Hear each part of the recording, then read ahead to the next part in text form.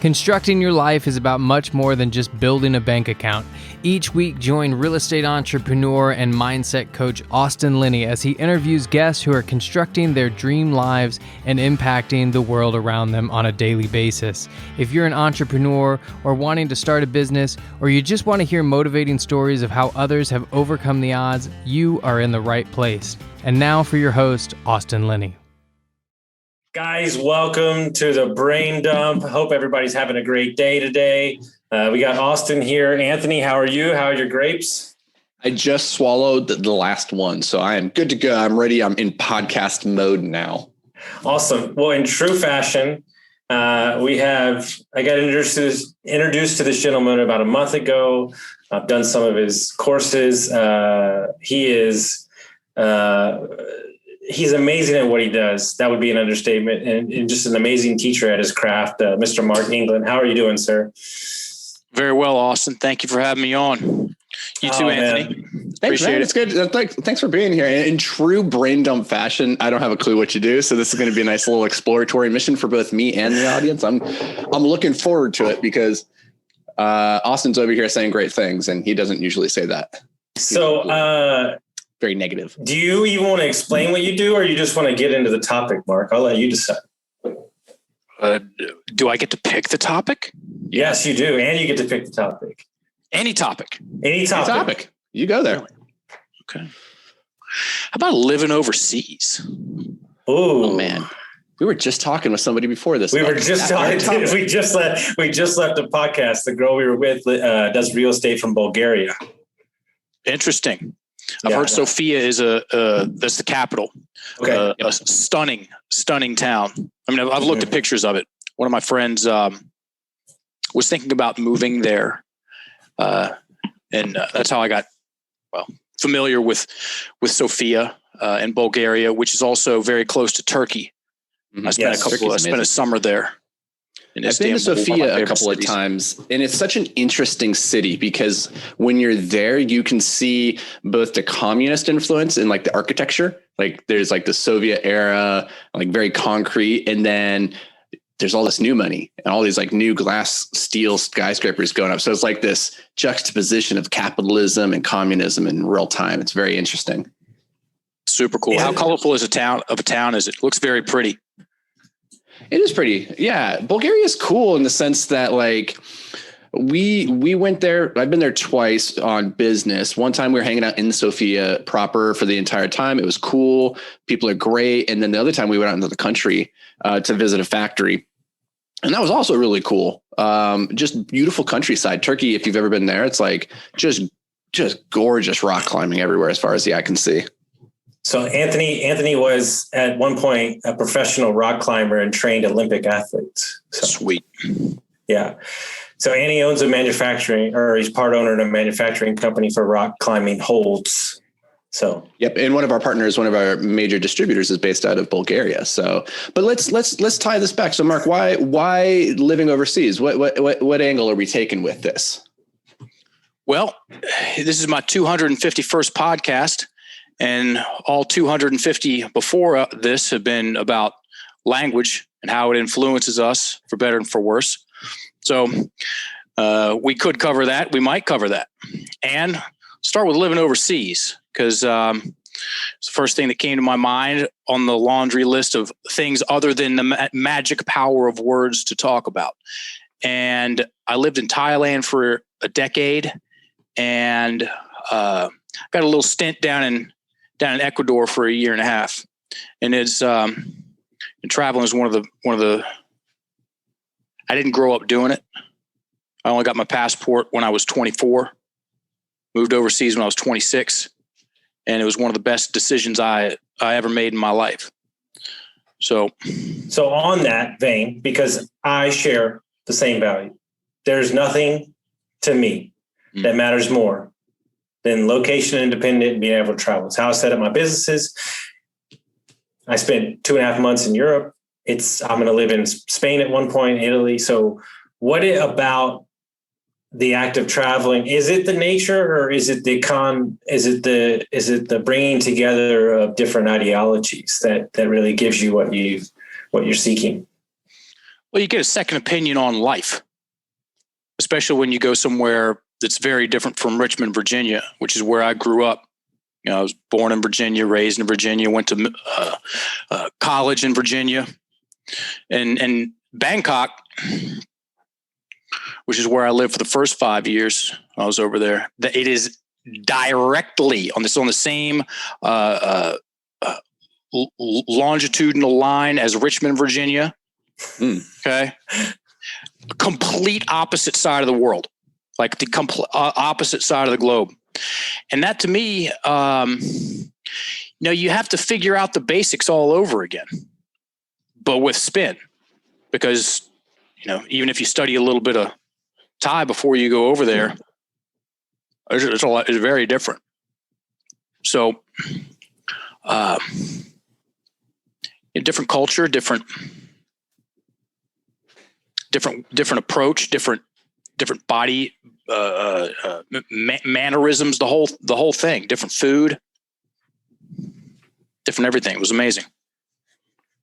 I think one of the interesting things, because I grew up traveling a lot. My dad was military, so we spent a lot of time overseas, and then my unique circumstances in life have also just led me to being in a lot of foreign countries, a lot. And, this podcast is about the psychology of success. And one of the things that you start to learn when you surround yourself in different cultures, different places, is that everybody has different barometers of success. It can be defined in so many different ways. And one of the really fascinating things is, if you're a very Western centric civilization like we are here in the US, like, we define success in one very particular way. And that's a lot of times based off of money or prestige, or like the individual. We hold the individual at a very high level. But then when you go over to like Asian cultures, it's different. It's family, it's community. It's a very different metric that they use to define success. And there's not like a right or wrong. It's just being immersed in those different cultures, those different perspectives, I think is key to seeing that your life doesn't have to be just one facet. It doesn't have to be just that one thing. It can be from all these different angles. It's good to get a second opinion on it too. Some of my friends dabble in the psychedelic world, and the terminology of second opinion on reality comes up. It's good to get a second opinion. I've never met anybody that said, I wish I'd never got that second opinion, for a reason. So, yeah, travel, folks. Yeah, you don't have to use it, right? Get that second opinion. If it doesn't work for you, throw it out, whatever. Yeah, but the people that don't want the second opinion, are they lying to themselves that they have it all figured out, or are they disregarding the second opinion because they think their ego won't let them see the second opinion? Yeah, afraid to be challenged, maybe. Maybe a mix of both. Mm-hmm. Mm-hmm. What'd you think of Turkey? Turkey's Anthony? Cool. I think Turkey's some of the best rock climbing in the world. So I equate everything to rock climbing, and based off of how good people's rocks are. They got some good rocks over there. Good rocks. They got some good rocks that it's probably one of the most beautiful countries, honestly, like flat out. It's probably one of the most beautiful and a lot of people don't go there. They don't realize it. They go over to Greece and then realize like, oh, you could hop right over to Turkey, and Turkey is in a lot of ways less touristy and way better. It's the number one hot balloon capital in the world. Well, there you go. Yeah. The town, that particular town's called Cappadocia. It's got the interesting rock formations. It looks like Aladdin. Yeah, it looks like Aladdin. Yeah. And then, that city used to be Constantinople. History on top of history with a side order of history. So deep. So deep. And that's the other thing that's really cool, is recognizing in the US, like, our culture is relatively young. It's only a couple hundred years old, really, from the founding in 1776, from the founding of the Declaration of Independence. And so that's not a very long time frame when you start comparing it to these countries that have 1,000-year timelines and cities that have been around for just millennia. It's crazy. You go to Europe and everybody has a castle. And you're like, there are castles everywhere. What the hell?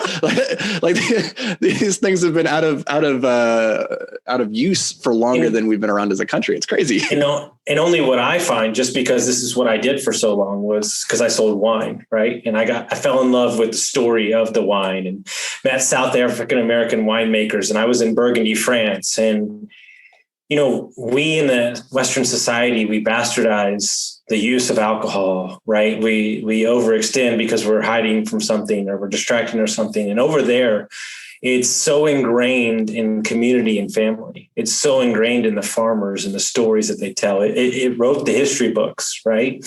And one of the things I love about Europe is there's a romantic storytelling scenario to everybody that you meet. We went to the French winemaker who's never sent his wine over to America ever, and we're drinking in his private cellar in a vineyard, and he didn't speak any English, but yet I understood everything he was saying because we were talking about wine. And so there is a connectivity to that moment that nobody could ever take away from me, because I literally shot a video and I was like, I said to myself, this is the fucking shit that you've dreamed about for 15 years and it's happening right now.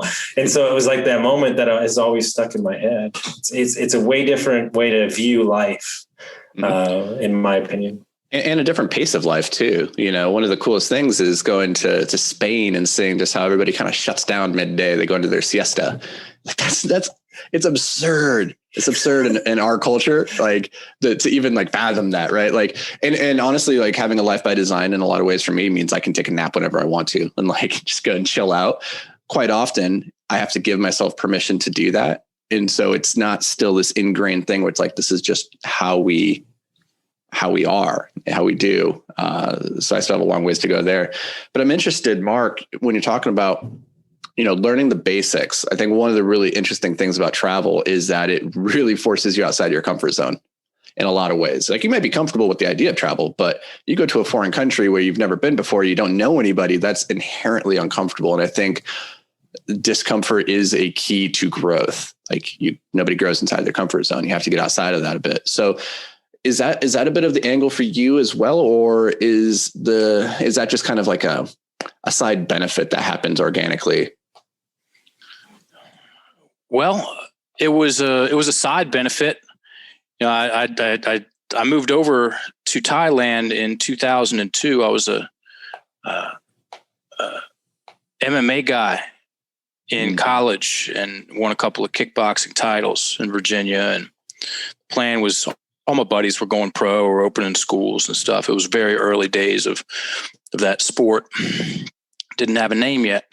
And I was going to go over there for a year and polish up the skills and come back and go pro. And that did not happen. So I went over there with a specific intention, not of chilling out or letting go, of getting a second opinion on life or anything. And I got all of those things in the process of making a life over there. I was 5 years in Bangkok as a international sports teacher at an American school, great gig. And then as a counselor on an island in the Gulf of Thailand for 5 called Koh Samui, which I'm sure if you're a rock climber, you've been over to Thailand, Ranong Beach, Railay Beach. Yep. Railay, yep. Yep, very. So Mark, it just occurs to me that I believe, consumed a piece of your content before. I think you gave a talk on identity, right? Yes, he did. Something to the effect about identity, right? Yeah, and it's such an interesting. Not to pull it back into like the same old areas that you're used to talking about. We were going to go there. We were going to start somewhere different. I just picked something. Yeah. It's the stories. They all end the same, but it's just how you get into them is always a little different. So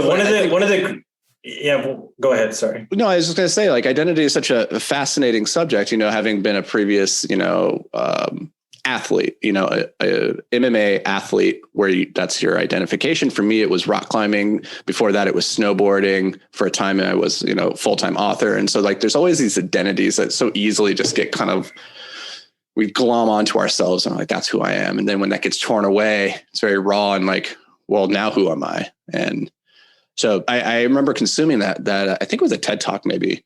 I remember resonating with it too, being like, yep. I think everybody who's ever had their identity ripped away from them kind of looks at it and says like, I relate. I get that. I've had a lot of people say that same thing in almost verbatim language is, I was a speed skater. I mean, just fill it in. something that we get emotional about, and we get a lot of attention about, especially when that attention it stops flowing our way. I remember when my girlfriend at the time referred to me for the first time, because I went over there, and 6 months in, I had a second knee surgery, and the whole thing stopped. Darkness descended. Anyway, the first time that my girlfriend referred to me in the past tense as a fighter, oh yeah, he used to fight, not present tense. That shook me, man. That shook me, and I flinched, and I puckered up. I got upset, not visibly, just inside. It's a tricky thing, man. You know, there's the word addiction comes to mind. Well, it's funny. That's where I was going. Oh. And I think I've had this conversation with you. I tend to have it every podcast I jump on. It's not the act of the change that's the problem, because that can be accomplished through setting goals, setting habits, changing, stuff like that. It's when we strip away and become exposed to not being able to identify with that anymore that truly freaks us the fuck out. Tell me about it. That's the issue. You're right. Yeah, that's the issue. There's a interesting documentary that came out, I think fairly recently, actually, called The Weight of Gold, where they're studying what happens after you win the gold medal at the Olympics. Like, where do you go from there? You know, and in a lot of cases, it's followed by mental health issues and depression. And a lot of those athletes, they'll go on to coach or start their own training or whatever. But not always. Like, sometimes they just have to get away from that old identity. This is the thing for me. Like, rock climbing wasn't taken away from me in any kind of like demonstrative event. It was just time was catching up with me, and I couldn't do it at the same level that I did it before. And I couldn't reconcile where I was now versus where I used to be. And so there was a lot of ego tied into this thing. And so for me, I had to take a willing, intentional step away and say, well, it's not healthy for me to constantly be comparing myself to my past self, but I can't seem to engage in this activity in a healthy way without doing that. And so I need to find a new identity. And so that kind of is what ultimately set me away from rock climbing, interestingly enough. Yeah. Getting away from that addiction. Yeah. But I wonder if after you get and I'm interested, both of your opinions, I wonder, because, okay, perfect example. I had PTSD with the short-term rental business, right? As I was very uncomfortable with where I was, what it was doing to my lifestyle. And I got, a couple years away from it. And now I'm getting back into it. I wonder if sometimes you need that separation of identity and space. And then maybe it's something that you revisit at another time when your ego, like you said, is not attached to it anymore. Because really that's what we're talking about, right? It's not the actual identity, it's the ego attached to the identity, correct? Yeah, I think for me, like I consider myself having retired from climbing like 5 years ago. And that means I climb like every now and then. And every time I go, I kind of expect to like fall back in love with it. And I don't. I keep thinking like, oh, this was a thing that I used to do when back when. Like it's just kind of like a superhero cape that you picked up and then you put down. You're like, that's just not who I am anymore. Now I have this new, or maybe I don't even need a cape anymore. Maybe that's maybe what I'm striving for now is like, I don't need to identify or trying to not identify as like any one particular thing, which is difficult because humans like to be categorized. Makes it easy. One of my buddies asked me, it's good to know when things are over. Well, at least I think so. And over in a, settled, I'm good with that kind of way. He's also one of our level 3 coaches. He asked me, he goes, what was it like when you kicked a bag for the first time after that knee surgery? So it's fucking depressing. And it was depressing for about a decade because all that did is remind me of years that that are over, that are gone. I was talking to my business partner about this last week. They have a very interesting term, and I forget the country. It's West Africa, and I'll get the pronunciation close. It's called Ngolo. And Ngolo is a term. I think it's cool that they have a term for this. It's a term for years that you lose in the prime of your life of something, never to get them back. Mm-hmm. And it sets up this other insatiable in their culture. And I'm living it. This other insatiable appetite that goes into something else, and you carry it with you. It's like you never get those years back. You know you're never going to get them back, and it drives you in other aspects of your life. Like, okay, so what do I do, Anthony? I'm a language geek, so I stare at words. I've been for the past 14 years. Somewhere between full-time and overtime the whole time, researching, coaching, and presenting on the power of language for better and for worse. My buddy and I, we own a training company, and our main gig is certifying coaches. And where the energy for this comes from, I don't know. And then I also do know it's got something to do with that, because I can compete in this arena for a very long time. I'm young. I'm young and I'm green in the game compared to what, somebody who's real polished at what they do in an area that they can compete and excel at, into their 60s, 70s. That's something interesting. Very interesting. I'm only 45. Mm-hmm. I talked to a lot of, I'm sorry, Austin, didn't mean to cut you off there. No, you're fine. I talked to a lot of young athletes, we coach, an Olympian. And one of the questions you get when you're talking to like younger athletes is because they have to make a decision of like, am I going to go full into this thing? Am I going to dedicate and see how far I can take this? And you have to make a decision because you kind of have to sacrifice a lot of things if you want to be the best at a sport. And you only have a limited amount of time to really realize that potential before time starts working very actively against you. And I think, my general answer to people is, well, can you live with not having pursued it? Like, can you live with the regret and like looking back? And when you're young, you have no context for regret. You have no context for what that looks like. But my answer to them usually is like, if you're really obsessed with this and you don't go for it and see what you can do, even if that doesn't mean that you're going to win the gold, but you just see how far you can go because you need to know for yourself, like you will always regret that. And once time closes that door, you can't reopen it. And there's going to be plenty of time later in life to start businesses, to go and start family, do all these things that you want to do. But when it comes to like physical pursuit, like you gotta take the shot when it's there. It's true. That's a good question about regret. It's a good way to help them make decide, like you said. I think what was really interesting in, watching people, because me and Mark have a common thread that we talk about all the time. What he does and what I do in my coaching, it's art. That's what it is. And we truly believe that in our souls. And to watch, I was at a workshop that Mark was at a couple of weeks ago that he led.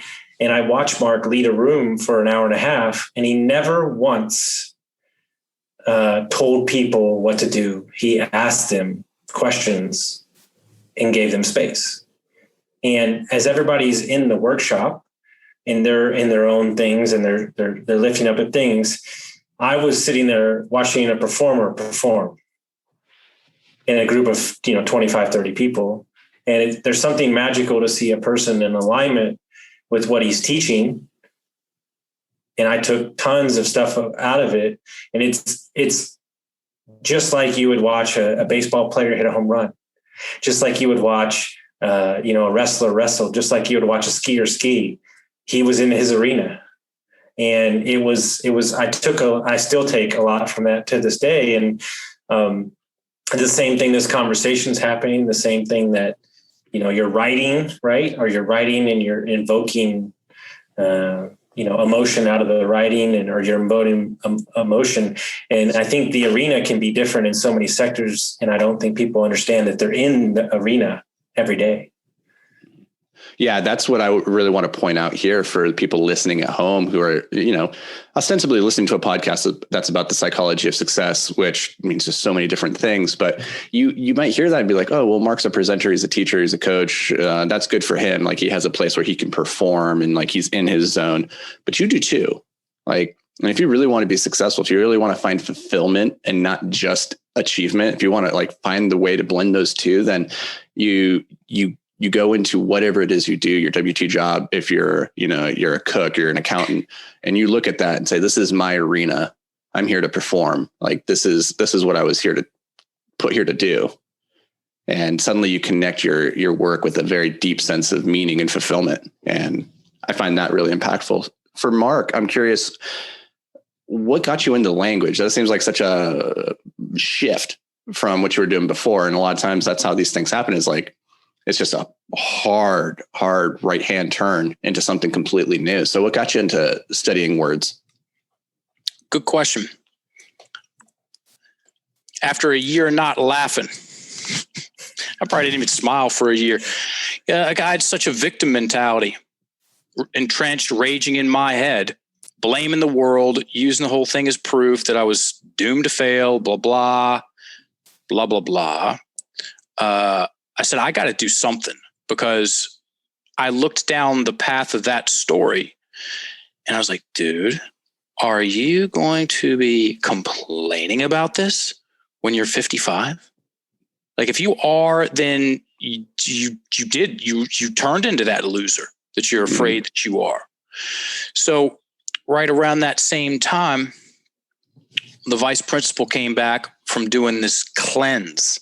This holistic herbal detox down on one of the islands in the Gulf of Thailand. He goes, man, that was actually really cool. I think you'd like it. And I go, I'll go do something like that. Why not? See what happens. So I go down there and I come back feeling slightly lighter, slightly brighter. And I kept going back. The third time down, I went to a workshop on emotional detoxification. And the guy that was running it turned into my first mentor in this work, Barry Musgrave. And he was talking about the same thing: words, language, stories, identity. And there's just a handful of things, gentlemen. I'm a horrible student. I'm the worst. I was the worst student in school. Not just because I had bad grades, but I took it so far. I was disruptive, and just a real pain in the ass for teachers and other classmates and things, because I was bored out of my mind. There was no way for me to focus on that stuff. I didn't want to learn it, but I did fall in love a couple of times. Fell in love, and I wrestled in high school. Okay, fine. I pinned you, you pinned me. Cool enough. That was nothing compared to the first time I got choked out in a jiu-jitsu class. It's like, oh, this is significantly cooler. Fell in love there, and I don't compete anymore. I don't practice jiu-jitsu anymore. A little bit of kickboxing, but I watch all the UFCs. That's the sport I follow. All the other sports, no clue. Don't want to have a clue. So the love is there forever. And then that night when I went to that emotional detox workshop and I watched this guy take a woman through a bad breakup, and in a matter of 10 minutes and 3 renditions through it, she went from pissed and crying to essentially emotionally neutral. And I said, that's not my story. I saw the process, made the dots connect. I said, that's not my story, but that's my story. That was 2003, late 2003. And the love's been there since. And I'm so grateful for that, because how many books have I had that the subject material is important? I'd get a lot out of it, and it's written in too high of a level. I don't comprehend it. So I get a couple pages in, I put it down. So it's the same thing with stuff. Attraction's not a choice. That's an interesting thing to think about, everybody. Good luck talking yourself out of somebody you're attracted to, or good luck talking yourself into somebody you're attracted to, or something. Pay attention to what you're attracted to. One of the things he had everybody do, Anthony, I thought was super important, and guilty as charged. He says Americans talk too fast. And so their words are like almost skipped in their mind. And so what he said, when you write down your goals or you have something you want to say it at 70% is what you would say. And then when you get to the period, you breathe it in, feel it, and then continue on. He said, if you were to say that 3 times over, how ingrained in who you were, how would that be? Right. And just kind of, it was really eye-opening. And then he's got a whole nother thing on soft words. You're not speaking firm, and we can go through all that stuff. But I thought it was super powerful. Just that initial stuff. I can only imagine if you were to feel it the way. And one of the exercises he did that I thought was so great is this woman was telling a story about her dad, and she was super upset about it. And he made her like change it around. And by the 3rd time she was through, she was smiling about the story. And the feeling she had about the story was 100% different than the first time she said it, because her perception of the story and how she, just by changing her language and her talk, it was pretty powerful stuff. A lot of that does come down to speed. So it's hard to track your words when you're talking fast. It's hard to breathe well when you're talking fast. That sets up problems, like legitimate problems. So, yeah, I remember her. I had a couple of conversations with her post that evening, and she's maintained a lower rate of speech since then. And she's like, my husband and I are talking so much easier with each other. No shit. You want to have some poor conversations with the people you're in relationships, everybody? Speed up how fast y'all talk by about 15, 20% and keep it there. Watch what happens. The breath's not going to be there. It's going to be tight, rigid. Your butthole's going to be all puckered up. Your listening's going to go down. Look it up, amygdala hijack, if you want to get all technical about it. But yes, none of that stuff's rocket science. It's just it's so simple. It's overlooked, There's got to be something way more complex to all the problems I'm creating for myself than what's in between my ears and right under my nose and my breath. We're not taught this stuff. I've got a degree in education. I came up in the public school system. And I haven't met anyone in the American public school system that had any courses, classes, or conversations on how to use their words to keep the drama low, focus on the things that are important, build themselves up in their imagination, breathe well. You know what I've used about 16 times with my coaching clients? What's up, buddy? When you were talking about how this is America reading anything and their papers right here in front of their eyes. And he said, if you slowed down your speech and you brought it out to here, how would it feel different? Like, isn't that the truth to all of America? It's right here in your face and your emotions are tied up into it. But I'm going to let Anthony speak, but I thought that was cool. I think the idea of attraction as a choice is a really fascinating point to dig into a little bit, because the first thing that came to my mind when you said that was the poem by Rumi, or specifically the quote from a poem. I can't remember which one it was, where he says, that which you seek is seeking you. And it's interesting that for you at that point in your life, that language, that this pursuit found you. And I wonder for people at home that are struggling, they're like, well, I don't know if I have something that I'm super attracted to, that thing that I'm obsessed with. Do you think it was like an openness, a receptiveness? Do you think it was a once in a lifetime lightning bolt that put that in front of you at that moment? Or like, what is it that for people that are like, I don't have that deep passion, that attraction, but I want that? Like, how do you go find that? How do you set off on the journey?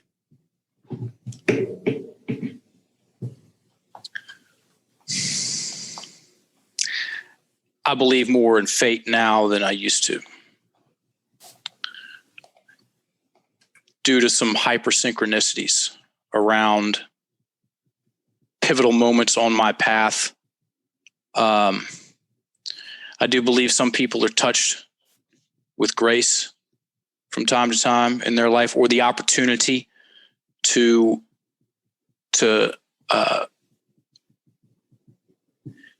pick a path. Okay. Here's a weird story. So about that and not choosing. I met this girl one weekend. I was up in college, cute little thing. And we had chemistry, and she left after the weekend, and I didn't get her number. Her name was Michelle. And I ran into her about a year later at this thing called Friday Cheers down in Richmond, Virginia. There's a lot of people, bands, beers, the whole thing. And I just randomly bump into her. It's about a year, 2.5 years before I went over to Thailand. And I look at her, she looks at me. We get these big eyes. And one of her friends grabs her didn't know what was going on, grabs her by the back of the shirt and pulls her into the crowd. And I stand there. I didn't lean forward. I didn't lean back. It was just sturdy. And I watched this whole, I could see it like a tube with all the stories, a house and some kids, and just this whole thing just evaporated down this, like it was there and it wasn't. There was an opportunity and it just got sucked into the crowd and it was over. And I was like, I had no metaphysical ability to contemplate anything other than, normalcy. And I go, that was weird. And then there's times when you're in the right place at the right time and you make a move. So I'll circle back to that question, Anthony, about what do you do if you want that passion. We're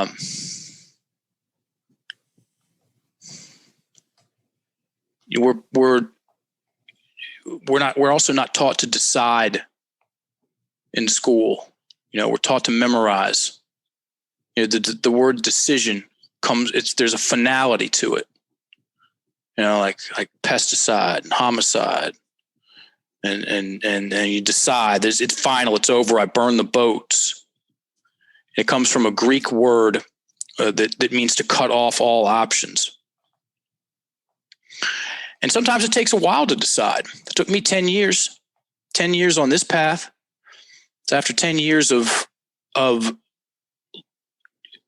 being in love with this. And it's just an infatuation. It's an unrational love in one sense. I looked around after 10 years in the game. Like I said, I've been doing it 14. And I said, I don't have any more questions about what I'm going to do with my professional life. I'm going to do this for 50 years because I want to know what 50 years in a game full-time feels like. And I can compete in this arena for 50 years competitively and get better as I go. So I scrolled down to went in my calendar, scrolled down to January 17th, 2057. It's a true story. And it's a Wednesday. And because that's when I started, January 17th, 2007. And I put in my calendar, I'll do a workshop then. Fine, fuck it. And I changed my Instagram handle. And so pay attention. If you don't have a passion, get real clear about what you hate doing and stop doing it.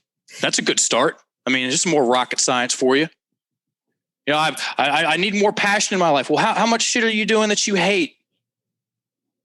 Cut that in half, and then cut that in half, and then cut it out altogether. I mean, so it's like you got to wean off of stuff, and then go have some fun. Everybody knows what fun is. Okay, go on an adventure. People's language is devoid of that word. Somewhere between deficient and devoid. Pick an adventure, go on it. Go on a road trip for 3 weeks. We You haven't been. We've stricken wonder, curiosity, and adventure from all, especially Western culture. People live their life on absolutes. This is what I'm supposed to do. This is who I'm supposed to with. This is where I'm supposed to live, instead of being open to opportunities of wonder, curiosity, and adventure. You're too kind, Austin. Stricken, more like killed, and absolutes and guarantees. And how about permission? What do you think? I'll go on a little rant about the educational system. I can do that. What do you think sitting down for all those hours a day and raising your hand when you're, physically a young man, young woman, and all the excuse, can I go take a poo-poo? That fucks with somebody's head. All that asking permission, it takes the wild out of people. It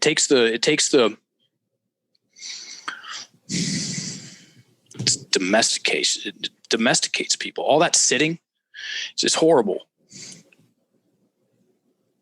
And then memorizing stuff that you're not going to use when you grow up.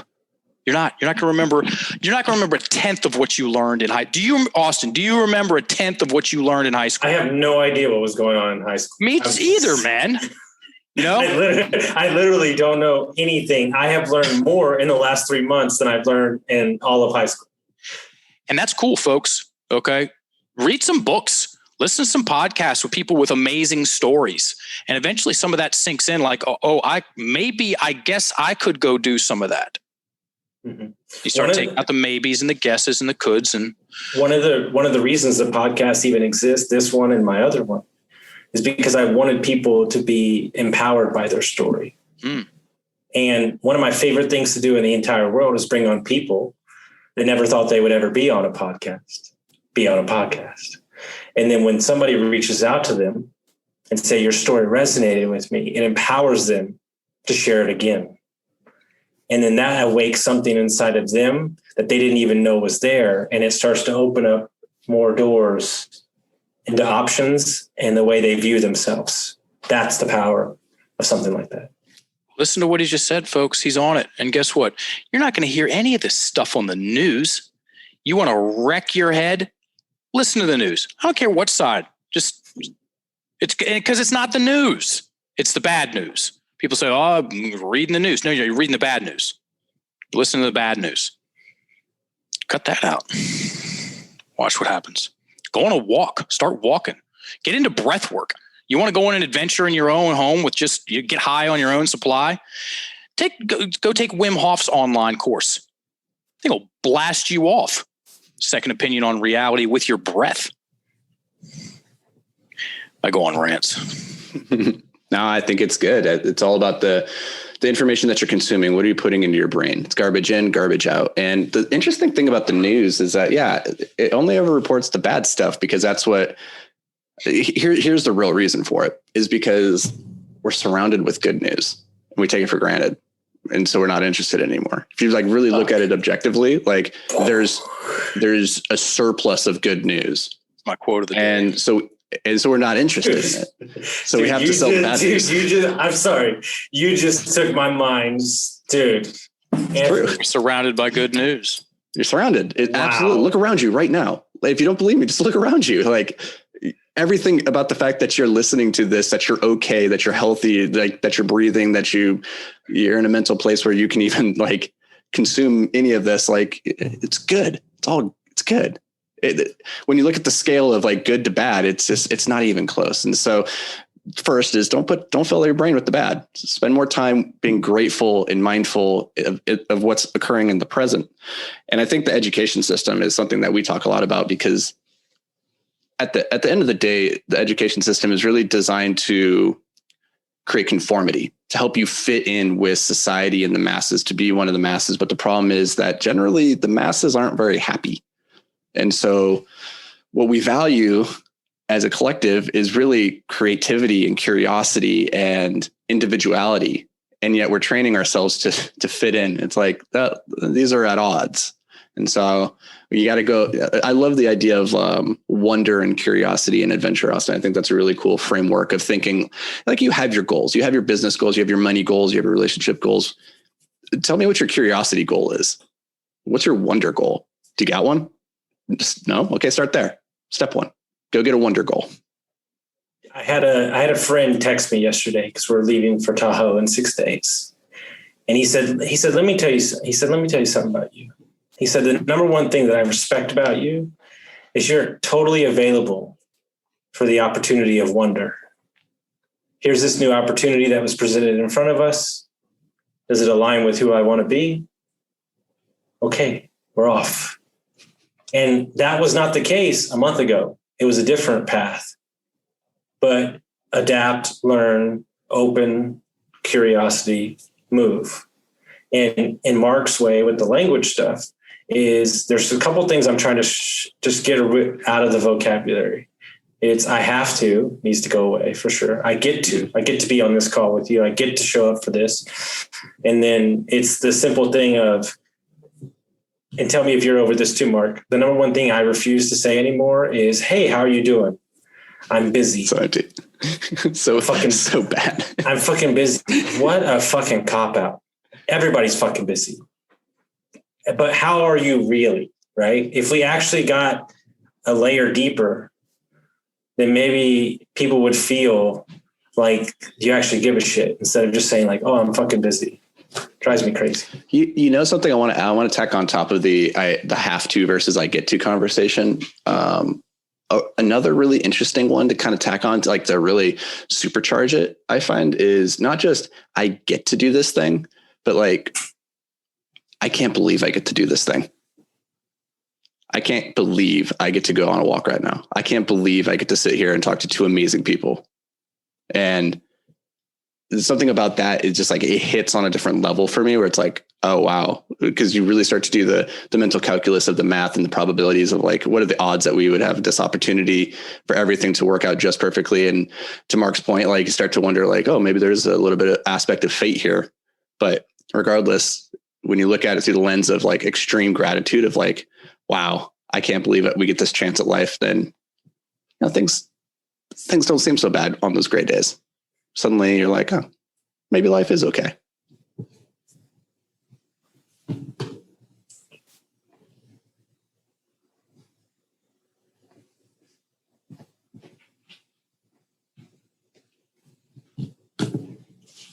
I was just going to let everybody sit there because I think we were all taking it in. But what I want you to tell Anthony about, and he's very well read and he's written books, so he might actually know this, but maybe not. It's that word. I want you to actually explain what it means because I think it's the most fascinating thing in the world. You know what I'm talking about, right? The abracadabra word? Yep. Yeah. Most people think magic when they hear that word. I did. 2013, was having dinner with friends down in Ecuador, and a buddy of mine said, hey, Mark, he knows in the language game. He said, hey, Mark, you know what the definition of abracadabra is? Yeah. Magic. He goes, nope. And he told me the story. Abracadabra is Aramaic, old language, the language the original Old Testament was written in. And abracadabra translates to with my word I create, or with my word I influence. The teachers of the day, let's see if I do. They would triangulate abracadabra. The one thing I forgot to do, Austin, and I kicked myself at the presentation because I had these made for Austin. There's some business cards made, dude. Wooden. Yeah, coins. That's his business card. So cool. Yeah. It's got abracadabra on it. So they would triangulate abracadabra, wear it around their neck to remind them of the power and the mechanism of the spoken word. Because they knew if they got it right, things were going to be easier. Got it wrong, as in their language is working against them, which is what most people's language does, works against them. They don't even know it. Things are going to be unnecessarily harder, and sometimes a lot harder. And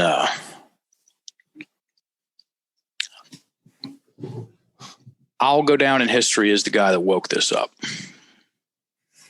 Because this right here, in my personal and professional opinion, is the most well-recognized word on the planet. It's a sleeping giant. You can go anywhere.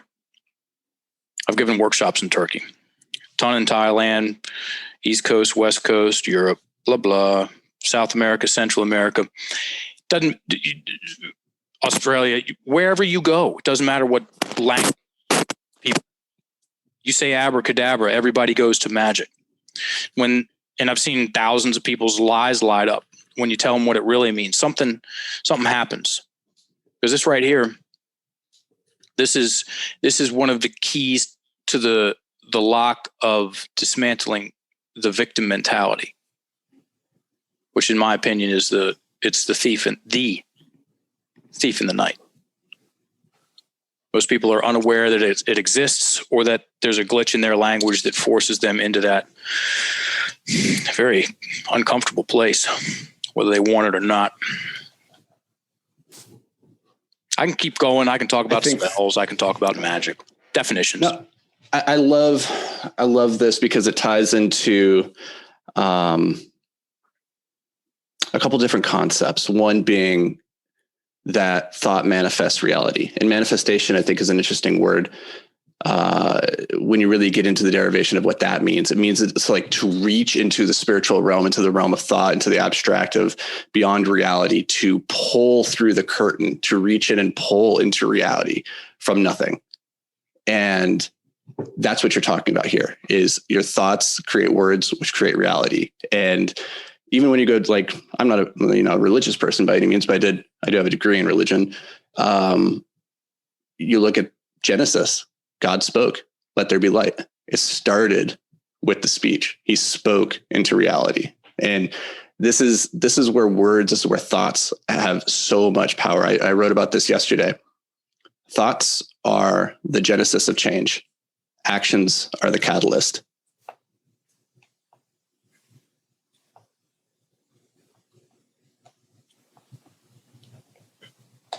That's worth more than everything I learned in high school. In 2 sentences.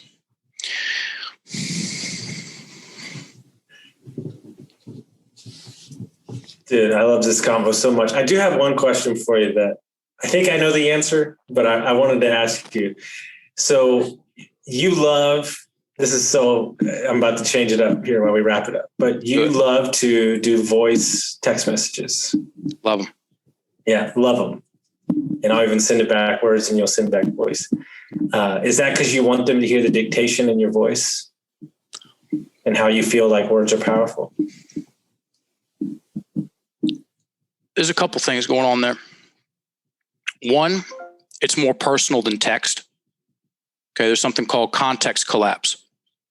So you miss, when it's just words, you miss the inflection, the timing. That's why they created emojis, to remedy that. So there's that. It's more personal. It's also easier. It's also easier and faster. All I got to do is hit one button and hold it, as opposed to typing this thing out. And then I hung out with Kyle Cease. Dude, stop. For a weekend. He's my favorite. Like, dude, his episode of Impact Theory it changed my entire life. That episode. You want the Kyle Cease story? Dude, I love that guy so much, dude. 2013. Oh, yeah. I'm sorry. Austin, I've never seen Austin fanboy quite so hard as he just did by that one mention. Dude, he believes that you shouldn't show up. He believes that you shouldn't show up to context anything that you're doing. He does not prepare for anything. It's how I operate. Dude, just go ahead. I'm sorry. Dude, I'm serious. All good. 2013, I'm at a David Wolf Longevity Now conference in Orange County. And Kyle Cease has a 15-minute spot. And the dude's funny, like funny, fast on his feet, funny. And he's busting on David Wolf, who nobody busts on. I'm like, oh, okay, who's this? So, and he hands out flyers. Well, they were already handed out. There's several thousand people. and he's doing a workshop, an event, 3-day event in about 6 weeks. And I'm like, I'm going to be there, but that makes no sense because my travel plans are blah, blah, blah. And anyway, I was there. And by the end of it, I enrolled. They had 3 tiers. Let's call it bronze, silver, and gold. I enrolled in the gold tier coaching package. I dropped $12K. And that was a lot more than I had ever dropped on anything ever. And part of that, a large part of that was hanging out with him for 2 days in Calabasas. I did. I drove out there, stayed at his house that night, and I drove around and just shadowed Kyle. And what you see on stage is what you see off stage. He's an extremely fluid person. And turns out I'm the first person out of any of his coaching that he had present at one of his events. So if you put in Mark England TEDx into YouTube, the second thing that comes down is the second thing under the TEDx, or the thing right under the TEDx, is the presentation that I gave at his event in 2014, and he introduces me. So Kyle Cease. I love it, dude. That makes me so And okay, where did I get? Yeah, exactly. He did that. That's how he won Comedy Central Comedian of the Year. Mm-hmm. All the people that voted for him, he would get on, maybe it was a podcast or something like that, and it would take him 45 minutes each time he got on. He would just say everybody's name. Thank you, dun, dun, dun, dun, dun, dun, dun, dun, first and last name. Took him 45, and he would do it multiple days after, and he went from third to first, and then, you win that and you win. So I took that away. That was big. I love it. Still doing it. Send out voice messages today. Do you have anything else, Anthony? No, that was fantastic. I think we need some homework. Yeah, Mark, do you want to send him with the homework? Anthony normally handles it, but I feel like you're a teacher at heart. I think you're happy to slam some homework to the What do you listeners. think about the soft talk challenge? Ooh, I like it. This is easy, folks, and it's got teeth. It's potent. So, of a large chunk of people's indecision, anxiety, 550-second guessing comes down to about 10, 11 words that are peppered through people's language, cause them a whole lot of problems. It's called soft talk. And the soft talk challenge is where you get a piece of paper. If you're close, go ahead and get a piece of paper and a pen. Okay. And I'm going to rattle off these soft talk keywords. I want you to write them down 5 times larger than you normally write your handwriting. Why are we doing that? Because when you do that, part of you, your brain, specifically the reticular activating system, goes, why am I writing these words down 5 times larger than I normally write?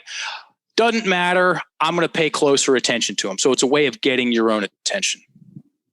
Write these words 5 times larger than you normally write them. We've been running this thing for years. People love it because it works. And then you take that piece of paper, stick it up on the wall for 7 days where you're going to see it every day, and watch what happens. This is what's going to happen. You're going to see those words every day. And then you're going to start to, which is also known as raising your awareness. And then you're going to start picking out those words. You're going to start noticing them more. First and foremost in texts, okay? Because you got that lag time. You can actually get to stare at the words. Then you'll start hearing them in other people's language and your language. And then eventually you'll go and pluck a soft talk keyword out, and you'll go from, I guess I'm going to the gym tomorrow, to I'm going to the gym tomorrow. You'll go from, maybe I'm drinking too much coffee to I'm drinking too much coffee. You'll go from, I guess I might be procrastinating to I'm procrastinating. And what happens when that happens is things get solid, more tight, decisions come easier, confidence goes up, you sound better, you sound different. And as the old saying goes, he who feels it knows it, or she who feels it knows it. So, world famous soft talk challenge. So just to reinforce you and your craft, I talked to a buddy yesterday, Jeff Mikuzik, who's a buddy of mine, who's friends with Dennis. Cool. And they talk every week. And he said that Dennis's language has shifted 100% since he started working with you. He said, I feel it. I feel how firm he is, how he's walking different, how he's talking different. So powerful. It is. And that it just dovetails into a lot of other better things. You know, say less and get more done. Okay. Tighten up your speech and you'll say less. Guess what that means? You get to listen more. Guess what that means? A lot of everything that you want in life. So let's and also soft talk. Just all you got to do is pluck out the keywords. It's so easy. That's the easiest place to start. I love it. So here we go. Soft talk challenge. I'm going to rattle these things off 5 times larger than you normally write. Clean sheet of paper. Guess. Think. Might.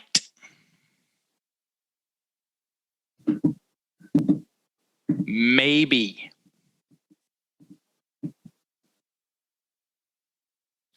Could. Possibly. Perhaps.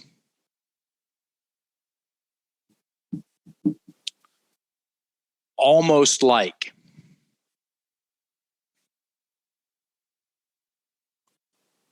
Hopefully.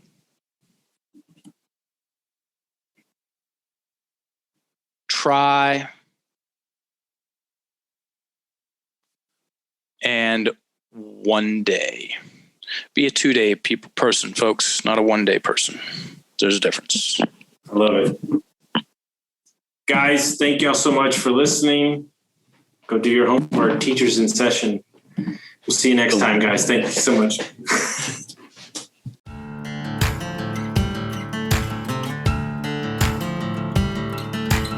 Thank you for listening to Construct Your Life with Austin Linney. If you enjoyed this episode, be sure to rate, review, subscribe, and pay it forward by sharing with a friend. Most importantly, take this opportunity to start constructing your life by taking immediate action on what you learned. For show notes, resources, and more information on one-on-one coaching with Austin, visit constructyourlifepodcast.com.